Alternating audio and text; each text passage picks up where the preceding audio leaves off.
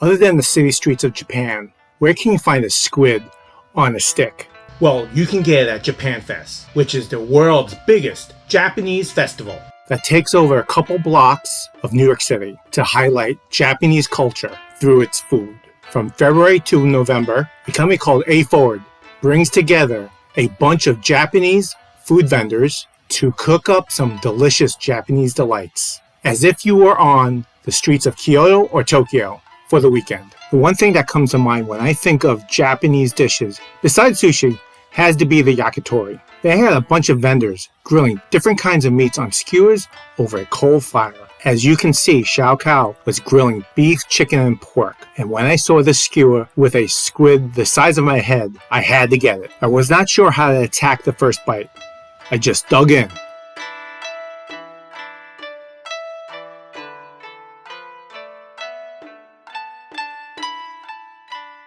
The flavors of soy, mirin, and sugar did stand out, and is the typical marinade for Japanese barbecue called tear.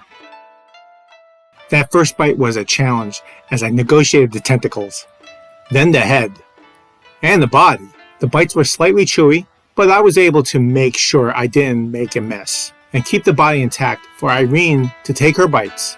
If you see something like this on your travels, I hope you venture to order it as well.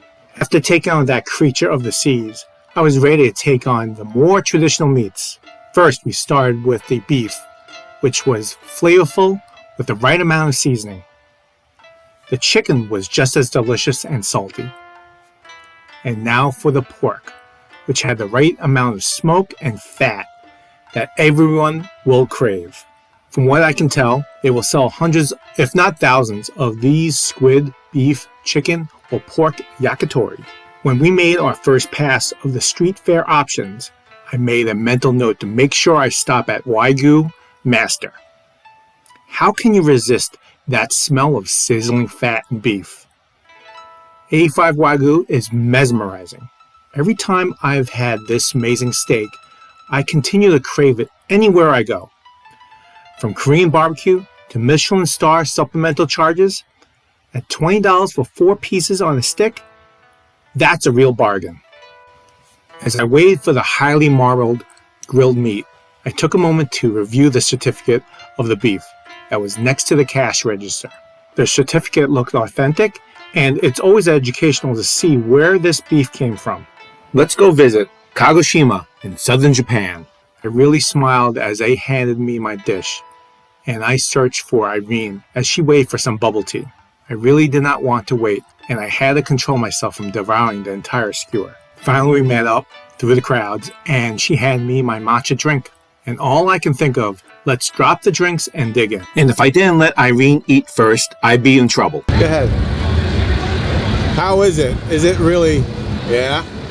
It's like coat A5. Yeah. But it was really fat, it had a lot of marbling on it.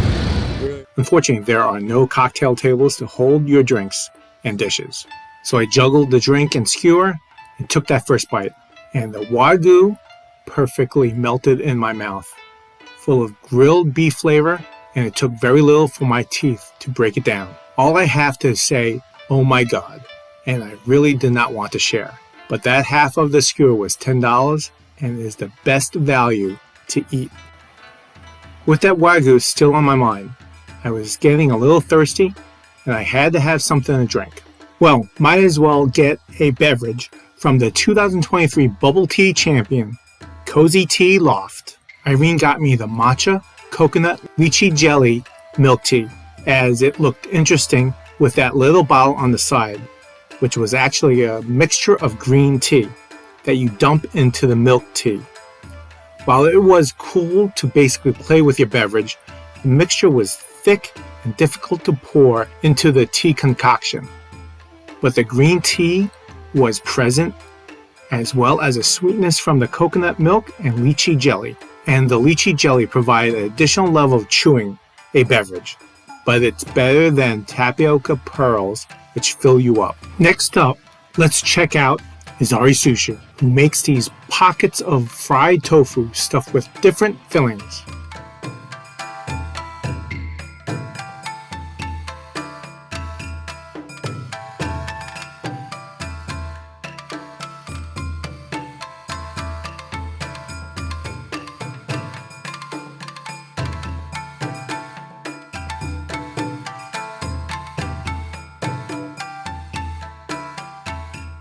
Let's start with the Takoyaki, with its fluffy egg omelet mixed with mayo and parsley.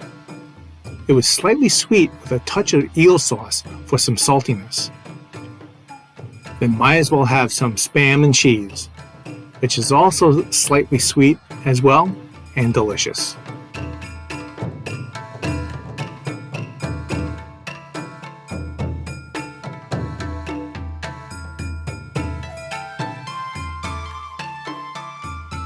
The one thing I like going to these street fairs is that the food is prepared right in front of you, so there's no hiding the freshness or lack thereof. When you see something unique like a baby octopus being flattened with some kind of slurry and grilled to make a thin, delicate, wafery cracker like a chip texture, and a flavor of seafood, while seeing a slimy creature in the middle of your food is disturbing, it's still delicious. Making Kraken Senbai a must-stop.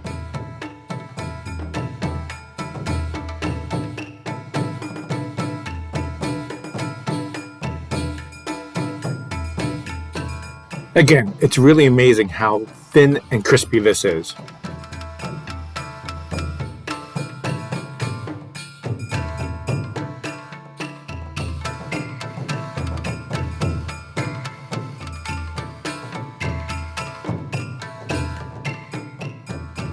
A few steps later, we notice a line forming in front of Carl's Balls, an interesting name to say the least. They had a bunch of cooks making some kind of spherical shaped morsels called takoyaki. These are ball-shaped Japanese snacks made with diced octopus and wheat flour batter, then slowly grilled using a cast iron molded pan with hemispherical bowls.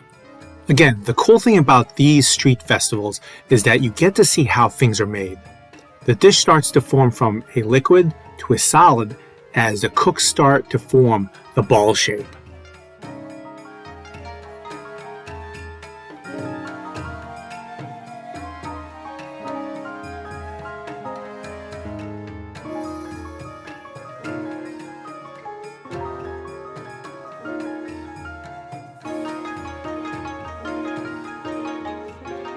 This delightful bite had a creamy souffle texture, and the octopus was tender. The bonito flakes have a smoky fish flavor that brings another dimension to these balls. In the past, the takoyaki I've eaten were firmer, so this version was a little harder to grasp and pop into the mouth. Nonetheless, it was delicious.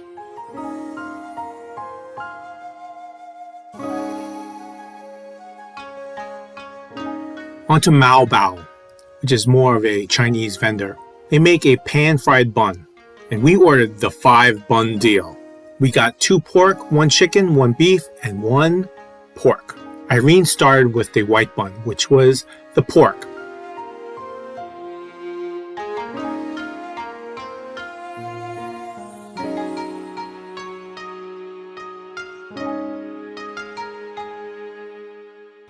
And I proceeded to taste the purple bun, which was the lamb.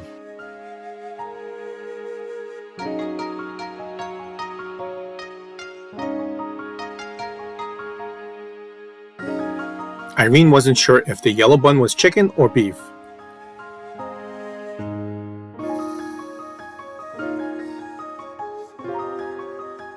But it was chicken.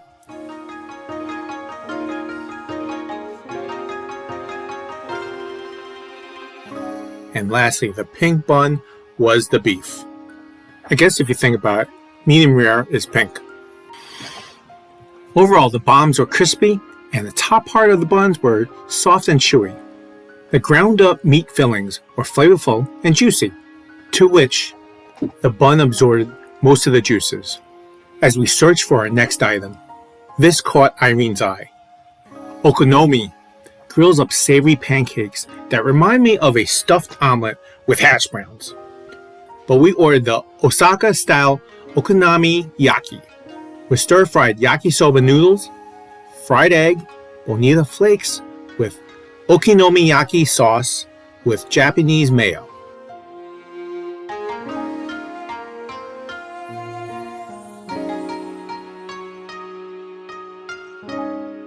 I will say that this is a hearty meal, and that Okonomiyaki sauce reminded me of a thickened Worcestershire sauce, which tastes sweet with umami flavors.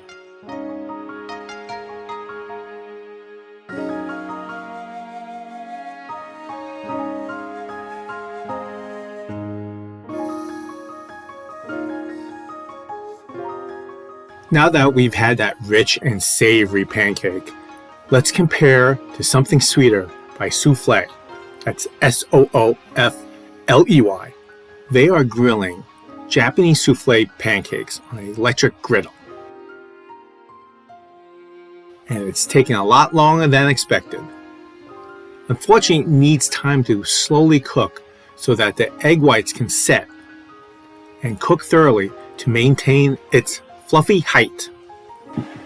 That tremendous height is built by beating the egg whites to stiff peaks.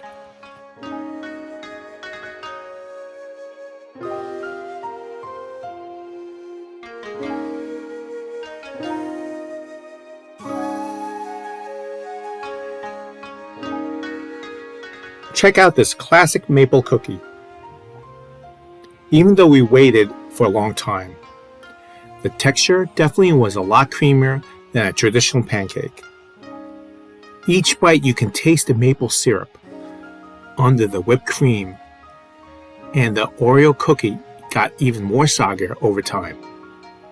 The powdered sugar really created a sweetness high. At the end, it became a gloppy pudding-like dessert. Still good, but a little too sweet for me.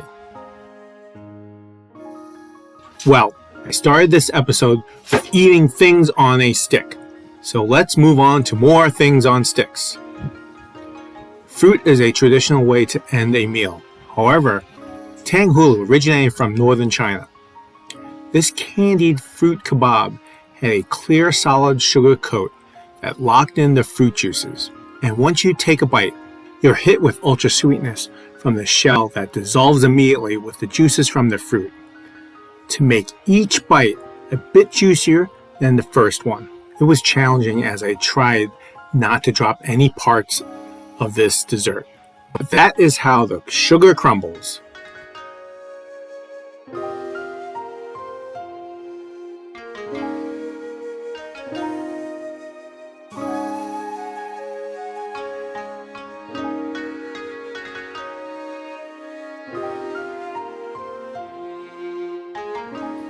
I'm stuffed, so we ordered some onigiri, which is a rice snack stuffed with some kind of meat, wrapped in a seaweed and shaped in a triangle. Keep in mind there are specific instructions in order to unwrap this snack and keep it intact for consumption. Let's see if I can follow instructions.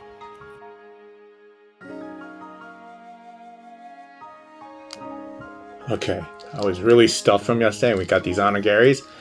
And I was like, I can't really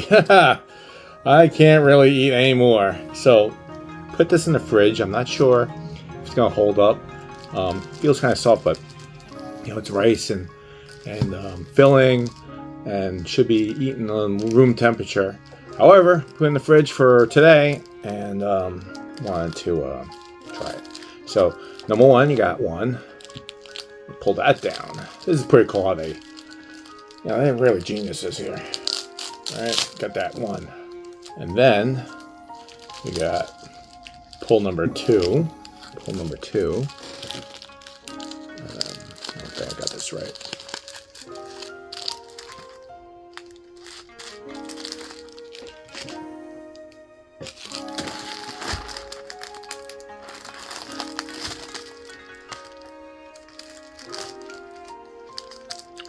Again, I definitely did this wrong again, apparently. There we go. Number two. And this comes out. Cool. And then pull number three, this sleeve out. Cool. And then you fold and just kind of put it together. See, we kind of try to stick together. Take a bite.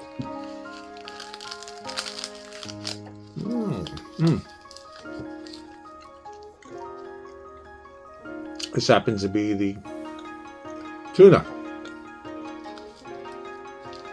I think I wish I had it a little bit sooner, but I'm happy. Belly's happy. The great thing is that you can get an opportunity to check out Japan Fes throughout the year. So visit the website, japanfes.com, and visit the latest location around New York City.